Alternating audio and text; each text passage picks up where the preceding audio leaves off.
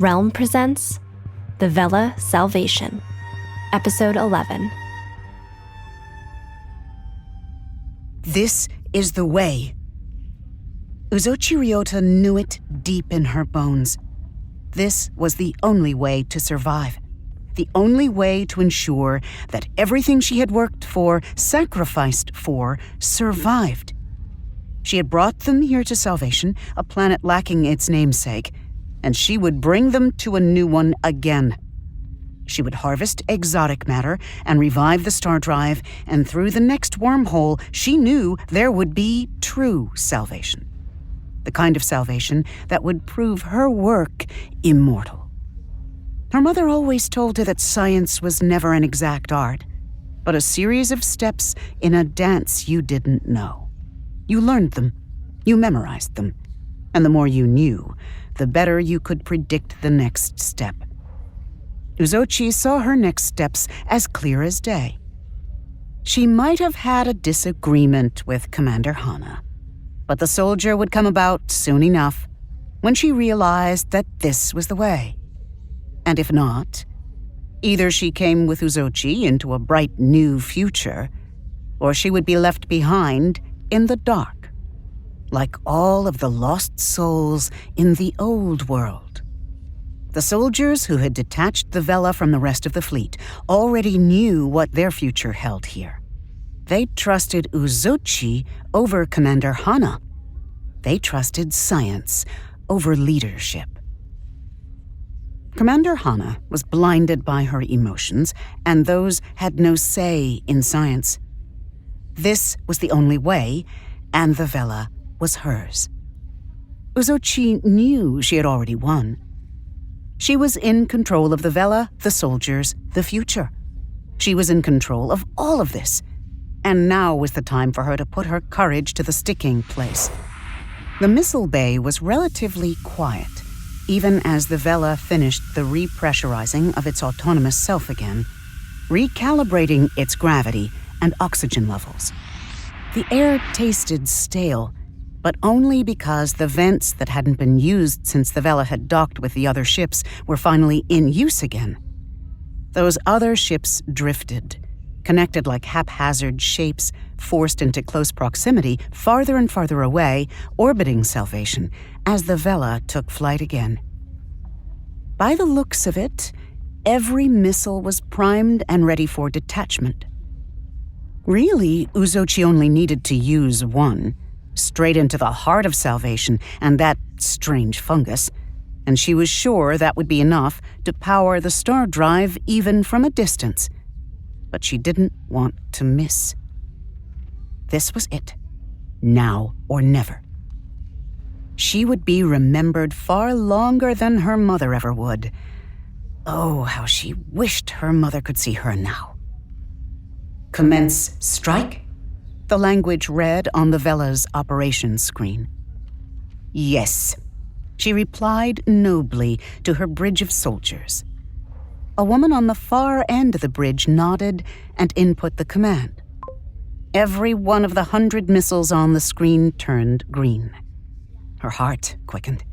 Soon she would open another wormhole. She would go somewhere new. One missile icon turned red.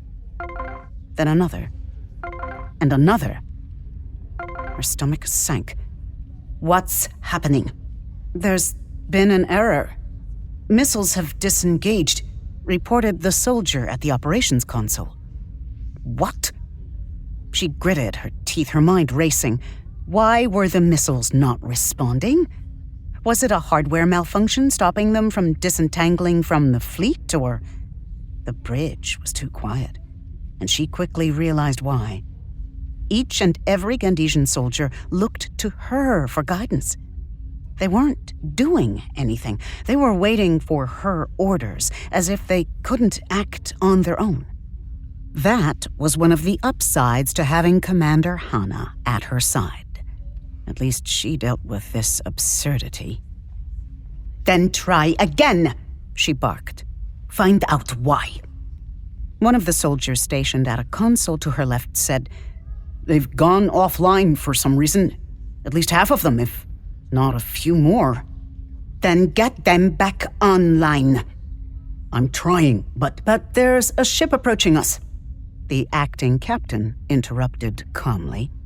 Her hands were folded neatly behind her back as she turned to face Uzochi. Her face was impassive. Uzochi's eyebrows jumped up. From? The attached fleet. The acting captain nodded to a video pulled up on the main bridge monitor. From the mass of ships still fused together came a small vessel, oval in shape and shimmering silver. It was little more than a service vessel. Uzochi's eye twitched. Why do I care about that? Because we were reading Commander Hana's biometrics on the ship, as well as some other strange organic matter. Our scans can't quite configure it. Then she said, lifting her chin, they are trying to hail us. Commander Hana. She must have been behind the missile disengagement. She had to have done something before the Vela detached. She was the only one who knew about the plan. She was the only one who could get in her way. Damn it. Uzochi said, her voice clear and cold. Don't answer it. But sir, that's an order. It's Commander Hana. It's a trick, she roared. She would not be cast aside now. Her hard work would not be for nothing. This was for the good of all these people. The good of the Vela. This was for survival. Her mother never let anything stand in her way, and neither would she. She no longer has the good of the Vela, the good of us, at the forefront of her mind. The planet has turned her. The acting captain exchanged a hesitant look with her second-in-command. I think you look a little tired. Uzochi snapped her gaze to the captain. Then I am quite thankful you aren't here to think. From another console, a warning went off, loud and sporadic. The technician on the console said, someone is trying to hack through our security. They know the codes. The technician turned, puzzled, to Uzochi. They know our security measures, too.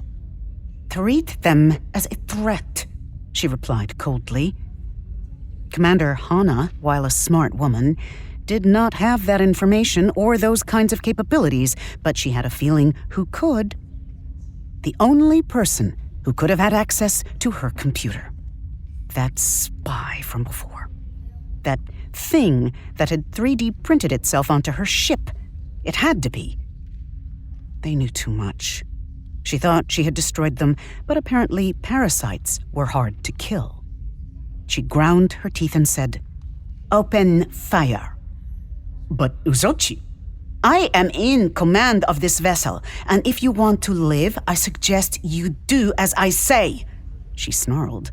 Or at least she tried to, but her words were cut off. The static filled the bridge, and the sharp, crackling voice of Commander Hana rang through the ship. I did not leave you in charge, Uzochi.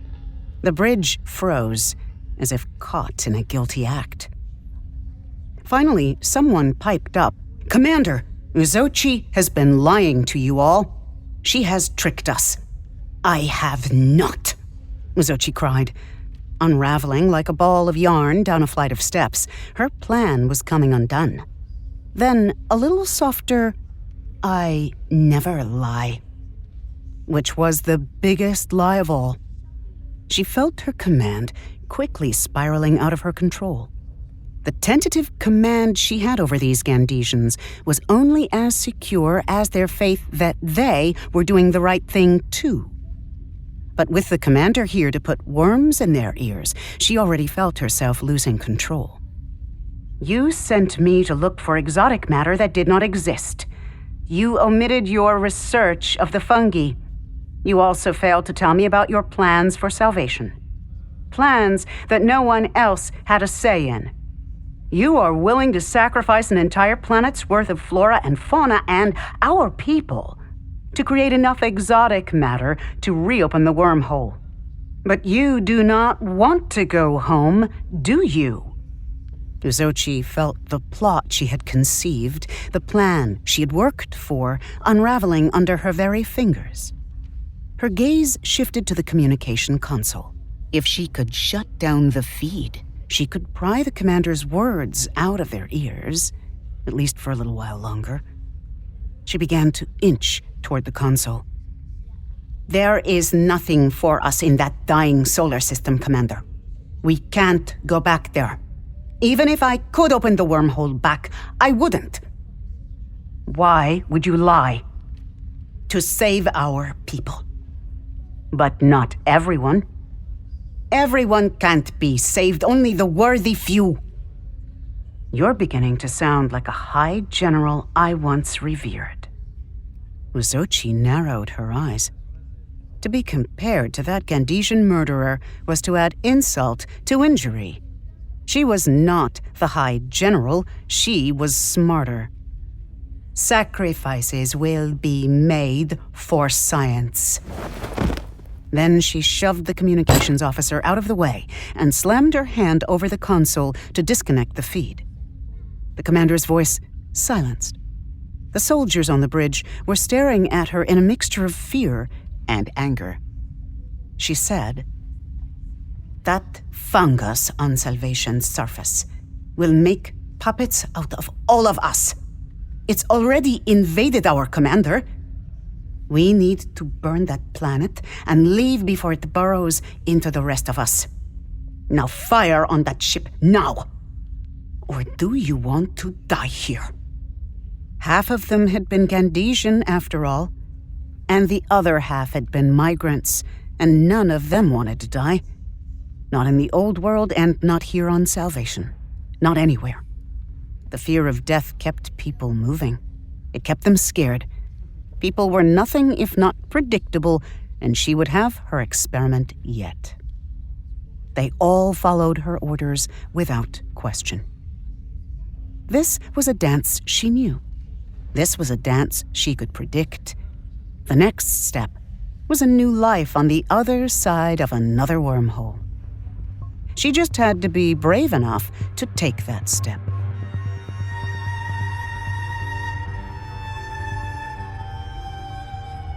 The feed went dead. "Damn it," Hana snarled, slamming her fist on the console. She was shaking, but Nico wasn't quite sure they knew what to do about that. They looked from Commander Hana to Asala and back again, trying to read the two sisters. But where usually Asala was the quick-tempered one, Hana had been the one to snap. "That conniving two-faced! Patch me through again," she commanded Nico. Asala sighed. "That isn't going to work, isn't it?"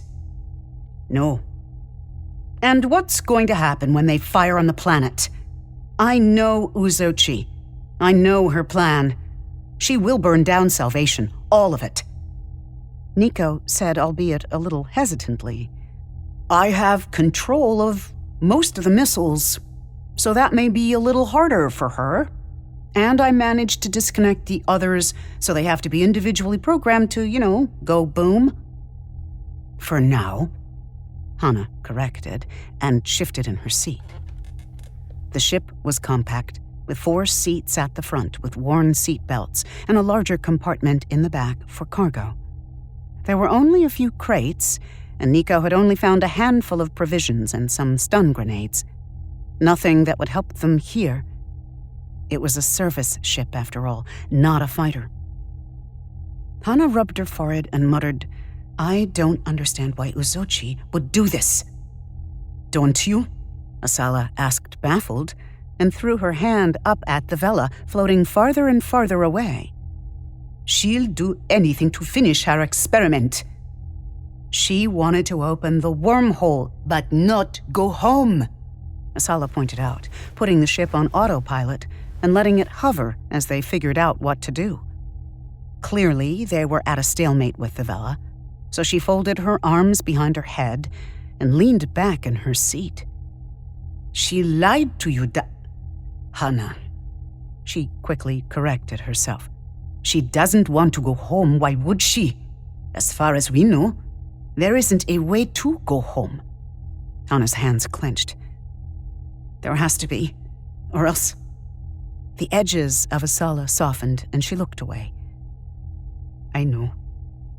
From what Niko had gathered, Hana had family back on the old worlds, family that Asala stole her away from. Hana's family had been left behind just as readily as Niko had.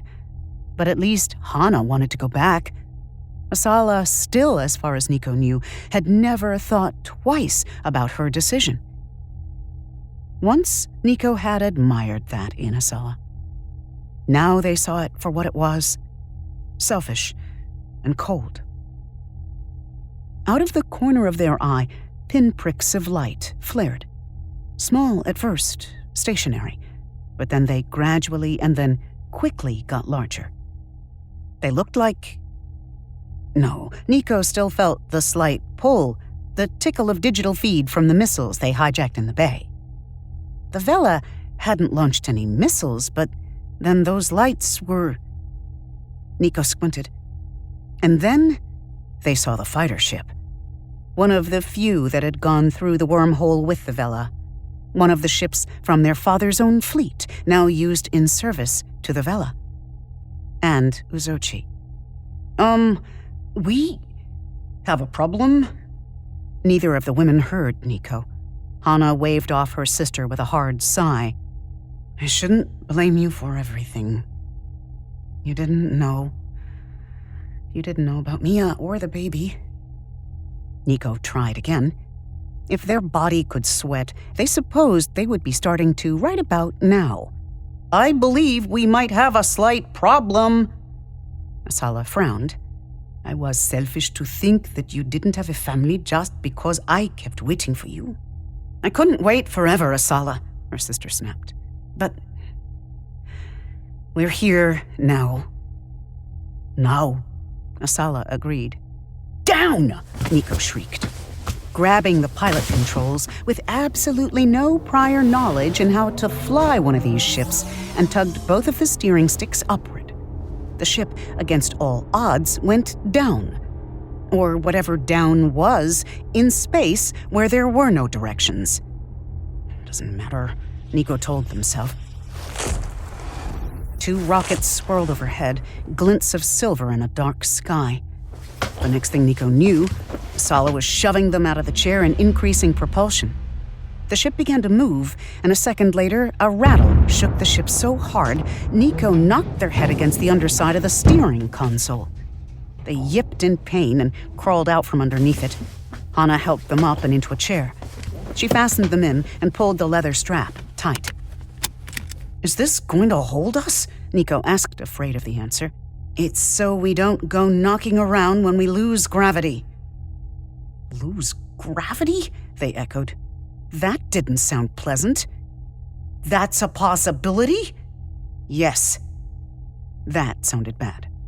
It wasn't just the seat belt they were afraid of, but the ship itself. They didn't have on EV suits. If there was a tear in the ship, all of the air would be sucked out, and Asala and Hana would be dead in... Well, it took 3 minutes to die from suffocation, but that was only if the solar rays didn't boil you first. And Niko would probably be absorbed into the atmosphere of salvation and burn up on the fall. That also didn't sound pleasant. Dying didn't sound pleasant at all. The starship Niko had seen earlier, one from their father's fleet, swirled above them and looped around to come back for a second round. The starfighter fired on the small service ship. Asala twirled through another 2 rockets that erupted in silent blooms of bright yellow behind them that quickly turned into sparkling particles of water and gas. Niko, do you still have control of those missiles? In the bay? Yes, most of them, they replied tightly. A warning popped up on the ship's shield, and Asala exited out before Niko could read it. What if it had been important? Can you set them off if it comes to that? Asala asked, her voice tight as she steered the ship back around toward the Vela. It was only a few clicks away, looking like a toy set in space. It was hard to imagine sometimes how all of this began because of that ship. the Vela? Hana snapped. There are hundreds of people on that ship. I know. You can't ask them to do that. It would be Niko's decision. Hana interrupted. I'm trying to think. But Niko had already been doing a lot of that. There was no way to enter that ship if Uzochi had control of it. They couldn't signal for docking. The Vela's port wouldn't open. They couldn't land, they couldn't make contact again, they couldn't do anything. They were sitting targets out here in space, and if the starfighter managed to even so much as clip their small service ship, Niko feared that the pressure alone would rattle this ship apart. And Niko really didn't want to find out if their body was space-proof. Maybe setting off those missiles in the Vela's bay was the only way. But could they shoulder that burden? Hundreds of lives gone in a flash? Hana's voice interrupted their thoughts. Niko, can you get me a private line? To someone on the Vela? I think so, they replied. Who do you want to contact?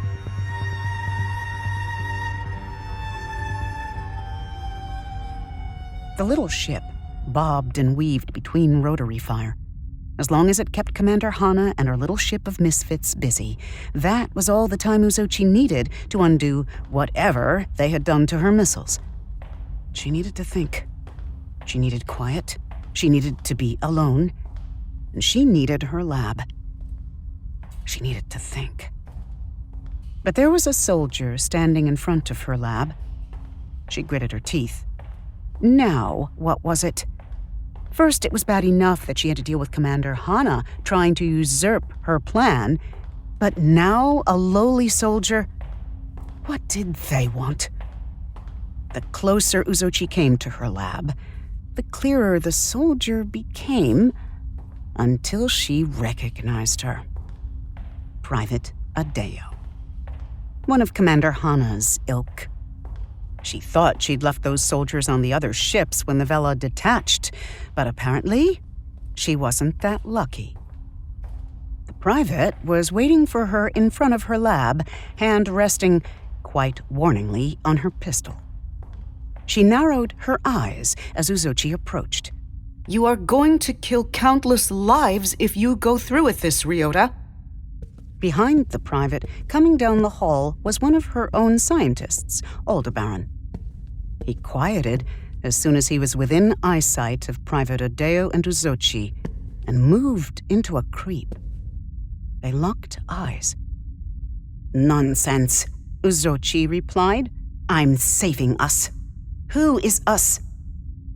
From behind the private, Aldebaran came within 15 feet, 10, 5, barely making a sound as he reached out toward the pistol at the soldier's side.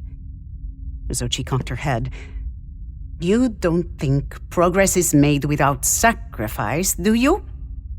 If I can perfect this technology, if I can take us to a new world, a better world, then I can again and again. There could be countless worlds we can travel, countless possibilities. Could you really deny your future children that? The prospect of unlimited possibility? The private looked sickened. It's a possibility built on the blood of our neighbors. For the greater good. What's greater than human life? Before Uzochi could respond, Aldebaran lurched for Private Adeo's pistol. And because the soldier wasn't expecting someone behind her, Aldebaran had the upper hand and snatched it away before Adeo could react. Aldebaran held the gun up to the private. Get on the wall, the scientist said, his voice wavering. Private Adeo raised her hands and backed away against the wall. You're murderers. Perhaps, Uzochi replied, taking the pistol from her subordinate's grip. She flipped off the safety and aimed for the private's head. Because the one thing greater than human life is human sacrifice. She pulled the trigger. The body of the private slumped to the ground, and she put the pistol in her waistband. Aldebaran looked at her with wide eyes and a pale face. You killed. We all sacrifice something for the greater good, Uzochi replied, inputting the key code to her lab. The door whooshed open. You are either on my side, or you will be left behind too, she added starkly, and quickly moved into the lab. There was no one left except her and Aldebaran now. The others had fled to other ships before the Vela separated from the Horde, but she didn't need them. She didn't need anyone. She would save the Vela and the good people on it. She would open a new wormhole. She would be hailed as a hero again. This time, she wouldn't fail. The fungus would be the catalyst to enough exotic matter to fuel her star drive to the next world. And that world would be beautiful. She knew it. She felt it in her bones. I need you to get the star drive ready, she said. Aldebaran blanched. Me? How? Where are we going? Somewhere far away and green, she replied. Her fingers skimmed over the keyboard as she opened the files of her calculations. For 3 months, she had been searching for a new set of stars, a new sun, a new home.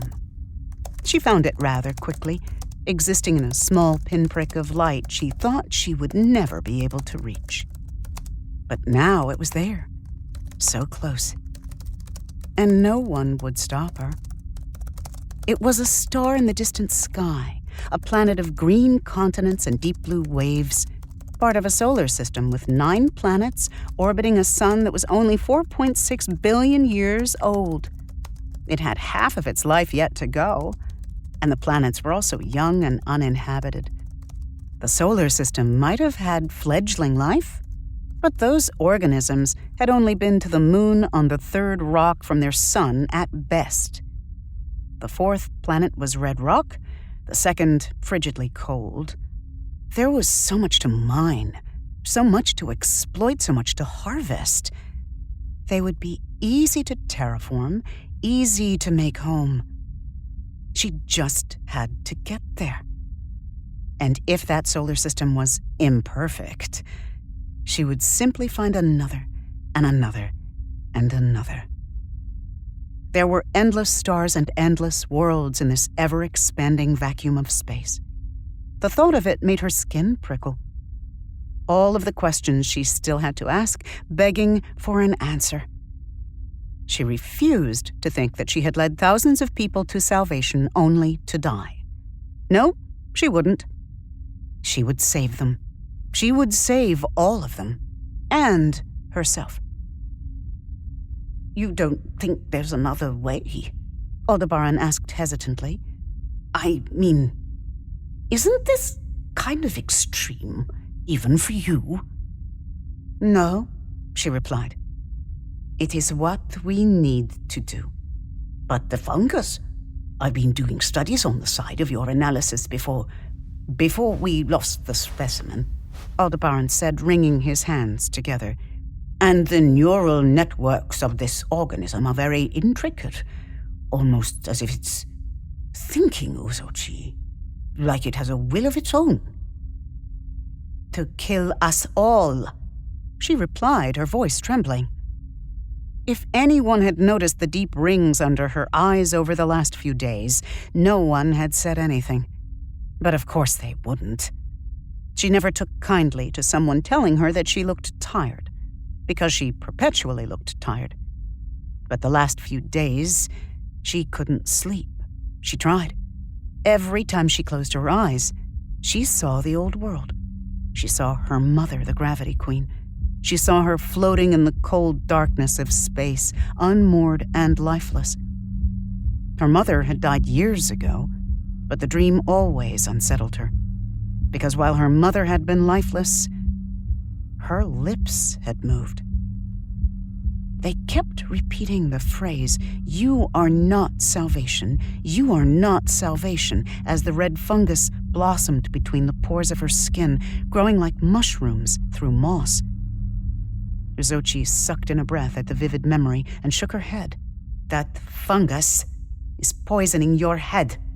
Ever since that robot came into my lab and released the fungus from its containment, it's been here in the air, in us.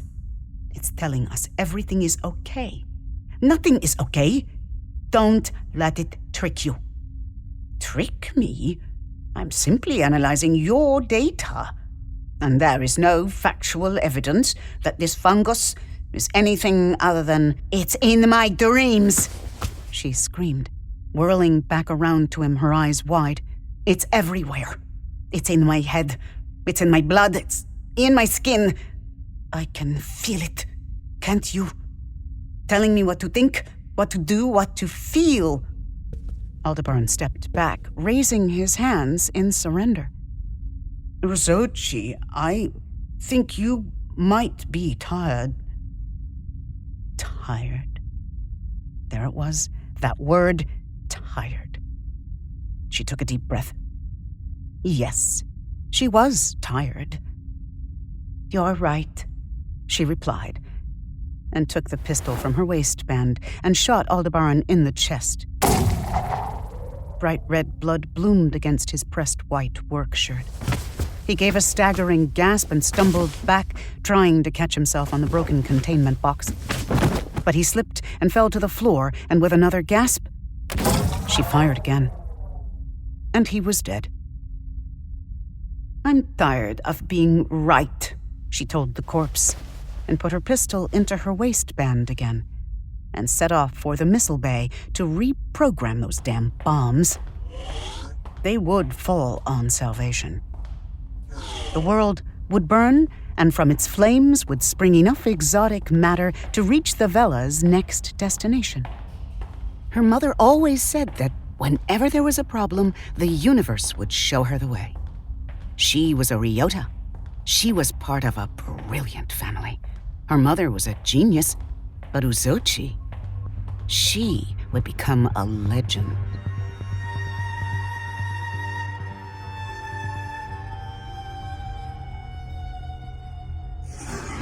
Niko was somewhat glad they couldn't actively get sick, because the way Asala weaved between the onslaught from the starship, Niko was sure that they'd have lost their stomach 2 corkscrew turns ago. This kind of cargo ship wasn't designed for those kind of maneuvers, but it wasn't like they had much to choose from. It had either been this junker or another. Why didn't we steal a starship? Asala asked, spinning out of the way of another attack. They're stored on a different deck of the Vela, Hana replied, tapping the weapons screen, which was little more than 2 pulse rifles on the arms of the ship. They did nothing in long-range combat, and even in short range, the most they could do was put a ding in a hull. We are sitting targets here, unless someone figure something out, Asala snapped in reply. Niko hated that she was right. If only they could hack the starship itself. Wait, that was it. If they could control the missiles, then they could control other things too, by using their body as a relay to wherever they wanted to point their consciousness. They had the plans, the blueprints. Thanks to Lee. They knew how to do this. They refused to think about the outcome. I've an idea, they said. The Siku siblings glanced back at them. They took a deep breath and said, I need to hack the Vela. Hack? Hack how? Uzochi already shot us down once, Asala said, shaking her head. You're good, Niko, but she'll see you coming. I don't mean that kind of hacking, they replied, and took the utility knife from Hana's belt. They undid their shirt. I mean, like I did with the missiles. Hana gave a start. What are you doing? Opening my shirt, they replied. If they had a heart in this body, it would be racing. They missed their heart. They missed their flesh. A part of them wondered if they would ever return to it again. Their body hadn't always been the best. It hadn't always cooperated, and it hadn't always looked how they felt. But it was good and it was alive, and Nico didn't realize how badly they missed feeling alive. Hana, give me your utility knife. On your belt, please? Hana hesitated, but handed it over. Nico flipped out the knife and readied themselves. Please don't do any flips for the next 30 seconds, Asala. Asala glanced back and balked. What? Why? Then she saw the knife they pressed to their chest. Hana, stop them! This body is made of hardware. I'm fine, they interrupted, and pressed the dagger into their synthetic flesh, carving a line down the middle. Hana moved to stop them, but when she saw there was no blood, she paused. Even though they grimaced, even though it hurt like a searing burn carved right down their sternum. They tried to wrestle their pain to get it under control. It hurt, but it wouldn't kill them. They learned that from Uzochi. While Uzochi might shut down whatever bugs can get into the ship, she can't shut me down if we use this body as a relay for my consciousness and project it into the Vela through Ansible waves. Asala said, I'm not following. If I hook myself into the ship's more powerful transmitter, I can upload myself into the Vela and stop her for good, they explained.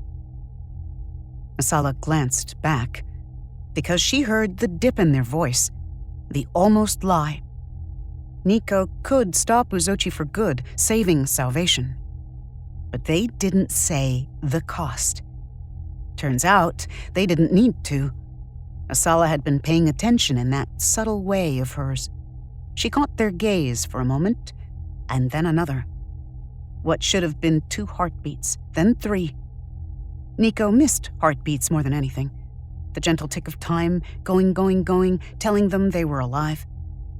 And finally she said, I don't want you to go. They laughed. You went before. Now, isn't it my turn? Her face crumpled. She looked back out of the ship's shield and stiffened. Hana, are those yours? From the Vela, a squadron of starfighters descended toward them, back up. Hana frowned. My fleet is coming. To help us? She reached over to the control console and activated the IFF system. Red lights blinked over the fighter ships and then turned an angry red. She shook her head. No, they're not. Masala, do you want me to do this? But her sister was already adjusting her grip on the controls. Watch my 6. Aye, Hana nodded. Asala then said, Niko, what do you need from us? And there it was, the admission, the only kind Asala could ever say. She was never very good at apologies, and Niko realized that this was probably the closest they'd ever get. They said, get me as close as you can to the Vela. And then, I'll do the rest. Asala sank into her seat, her shoulders relaxing, her hands soft on the controls. I can do that. The small ship spun through space. Asala hated fights in space. She hated everything about them. The last time, a wormhole had opened up and she had mercy killed her friend's father before saving her sister and slipping through the wormhole. This time, she was trying to prevent another wormhole from opening, but she was no longer in it to save her sister or to mercy kill presidents. She was with her sister and her friend, her best friend, though she'd never had one before, so she wasn't sure what the qualifications were, and to be honest, she didn't really care. Left, Hana reported, and Asala spun the ship to the right and then back again. The starfighters were forming a sort of blockade. It was too tight to get through, and if they tried, Asala was pretty damn sure they wouldn't make it halfway. The Vela sat on the other side, like the light at the end of a long tunnel. What weapons do we have? 3 blasters and 2 EMTs, but aside from that, nothing. Nothing, Asala echoed. The red and blue planet of salvation reflected in the ship's shield. Their home. The home they had all worked toward. And one they had to fight for. What if we used Salvation's gravity against them? Hana shook her head. They're too smart for that. Are they? Her sister hesitated. Yes? Which meant, obviously, no. A woman stood at the edge of the defector camp and watched the skies. Stars that were not stars glinted in the red dawn, spinning and twisting and twirling. A stripe of red fungus curved from her ear down to her chest, her eyes rimmed with that same blood-red hue. And through her eyes, the heart of Salvation watched and waited, because there was little else it could do. Nico dug into their own chest and grabbed hold of the one thing keeping them there. It was small, fist-shaped, about the same size as the component they'd harvested from Esoteric. The lights on the sides of the processor flared as they thought, almost a lyrical accompaniment to their mind. They held it tightly and began the grueling process of connecting themselves bit by bit, wire by wire, into the communications console. They didn't know how much it would amplify them, and they weren't sure what would happen after. The first time, their body had shut down and they'd been pulled back into the old world, and the second time, Lee had pulled them back just before Uzochi killed them. But this time, Nico had never rightly died in this world. They had shut down, been pulled back, but never died. Never stayed to the very last moment of their battery life. What if this time there was no coming back? What if this plan didn't work? What if Uzochi opened up the wormhole and they were left behind again? What if they were all left behind on a burned planet? Nico's father would know what to do. He always did. Before Nico had applied to be part of the Domestic Intelligence Division, their father knew exactly where they would be most useful. "You've got a good head, Nico," he had said, putting a hand on their shoulder. It was one of those brief moments that Nico had alone with their father, one of the few they remembered, aside from flashes of their childhood spent riding on his shoulders or eating ice bars in the capital. They had been in their father's office just after he had been elected president, and they could still hear the cheers from outside their estate's window. "You're smart, and you're resourceful. I think you would do beautifully in domestic intelligence. But what if I fail?" Because back then, there had been nothing worse than failure. They had prided themselves on being the best in every class, in every division, in every part of their life. They always thought that if they had been better, always better, then their father would have taken a few more moments out of his day. Nico thought that if they were perfect, then their father would notice them. They wondered in the end if their father even cared. "If you think you're going to fail," their father had said, squeezing their shoulder tightly, "then find out why you think that. And if it's simply because you are sabotaging yourself, then hold your chin up high because you are my child, Nico of Ekram, and I'm proud of you." Nico couldn't remember if he'd ever said those last words, "and I'm proud of you," or if those words were just a figment of a memory that was already partially faded in the light.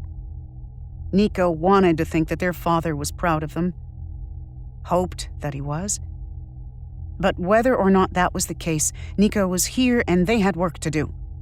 A planet to save, salvation to keep. They connected to the console, gave a quick, terrified hiss of pain, and tore the main connection out of the console again. They bent over, pressing their hand against their chest. Their insides burned. It burned so badly. Asala glanced back at them. "Are you okay?" "Yes," they forced out, their sight glitching. "I'm fine." But when they looked down at their processor, there were blackened edges, the wires already frayed. The connection was going to overload them, like it almost had with the missiles in the bay. They leaned against the console and closed their eyes, doing a quick calculation. They could last for about 5 minutes, and even if they managed to wrestle back control of the Vela within those 5 minutes, they couldn't come back to their body afterward. It would be dead, unusable. Niko gritted their teeth. At the end of the day, what was one person gone?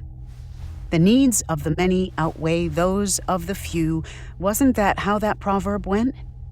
They were just one person. And they had people to protect. Asala heard the soft voice of Niko say, "I'm ready." Twining, colorful wires flowed out of the incision in their chest to the communication console, all hooked up to different outlets, half of the paneling pried open so that Niko could access the others.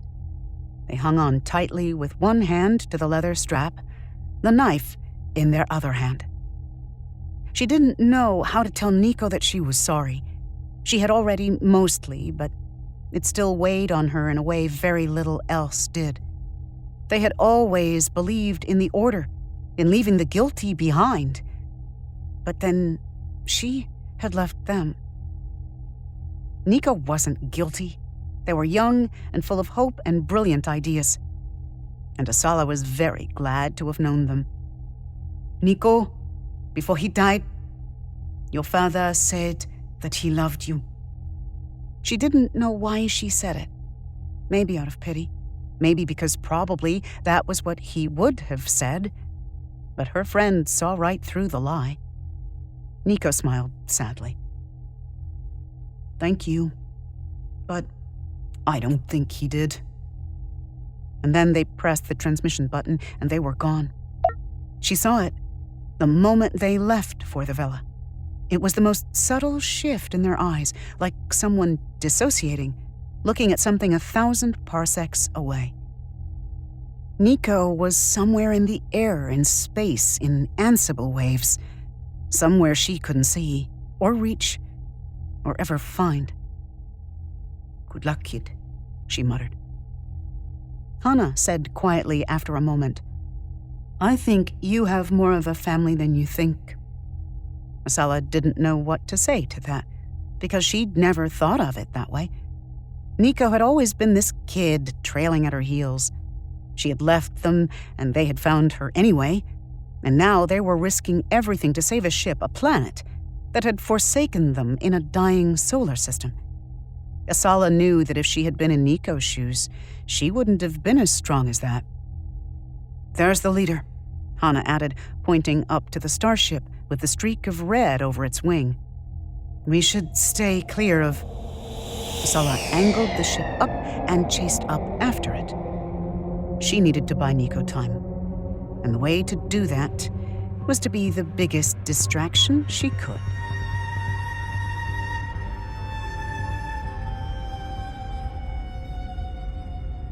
Come on, Uzochi muttered from the missile bay, there to override the disengaged missiles, to get them up and firing again. She just needed one missile, just one, dropped onto the planet.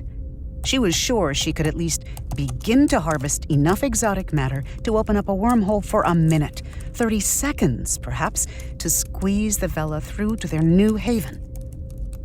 New haven. Now that was a good name for a better planet. Salvation was too dramatic.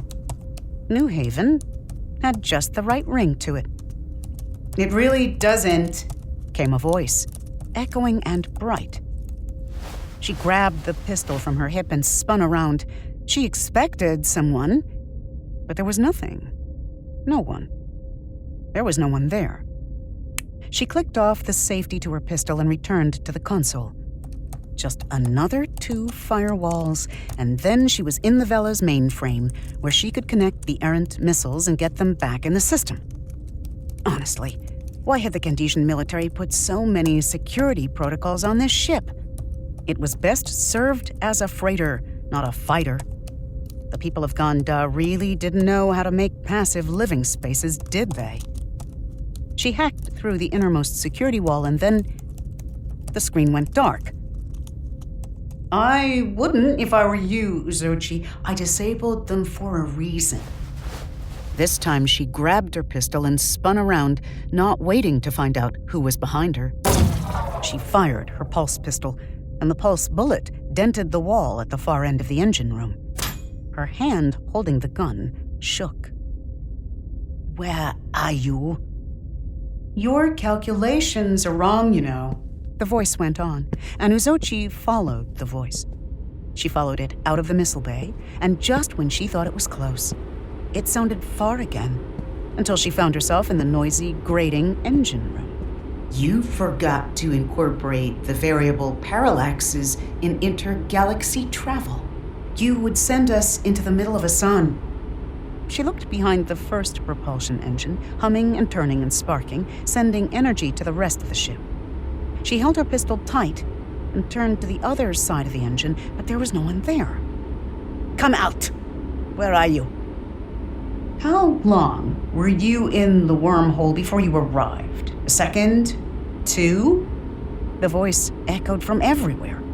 Her fearful heart hammered in her throat. Where was that voice coming from? It takes me 36 minutes and 12 seconds at 10.7 parsecs a second to reach you here. 36 minutes and 12 seconds surrounded by nothing. 36 minutes and 12 seconds afraid that I would drown there in that darkness. There, behind her, she saw a flash of shadow, a person. She spun and released another shot. The pulse bullet sank into a water coolant pipe. A hiss of steam shot out of the hole, filling the room with deep, humid fog. The light from the twin engines made the fog bright and yellow, almost like the aura of their once bright sun. Do you know how long an eternity is, Uzochi Ryota? The voice asked. She gritted her teeth. Come out and face me. Let me kill you so I can go back to my work. I'm just trying to save people. Let me save them. Eternity lasts 36 minutes and 12 seconds. Something appeared in front of them. Something out of the haze of steam. Something strange and glittery in the lights. A hologram? Walking toward her, tall and thin, with a round, pleasant face and shaggy dark hair. Uzochi knew this person. She had seen them in the old world. But they looked strange, glitching, in terrible, terrible pain. She could see it in their eyes, the way they dimmed like someone who had lost too much blood. The ghost said, but it only takes 1 second to end. The back of Uzochi's foot caught on the edge of the engine. Her eyes widened, but she couldn't stop herself. She tried. She reached out a hand, grasping for the ghost of President Ekrum's child. But her hand went through them. And with a scream, she toppled into the furnace of heat and light and was swept away into the power of the Vela.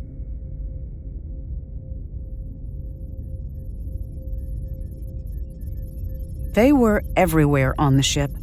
They were in the engine room and the missile bay. They were on the bridge and in the crew quarters and in the labs. They were in the wires, the lights, the door locks, the security cameras, the very machine of gravity that kept feet on the ground. They were in every part of the Vela, in its history, in its voyages, in every replaced plate and frayed wire of its core. It was truly a ship that had survived lifetimes. It had seen generations pass through its halls, and the echoes of their footsteps still rang in the empty corridors. It was a ship of time, and a ship of places. And Nico felt themselves becoming less of time and less of place. Less and less until they were bits and pieces, far-flung lights in a sky that stretched on for eons. There was only one piece there, and quiet, and guilt. Because they were the ones going this time, leaving people behind. Niko! Asala screamed as her friend went rigid, mouth caught between almost words, and they crumpled to the ground. And like the explosion from President Ekrum's ship that flared so brightly and then went out, Nico was there, and then gone. And Asala watched them go.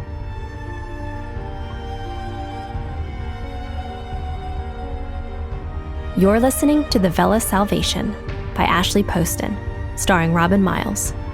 Produced by Realm, your portal to another world. Realm, listen away.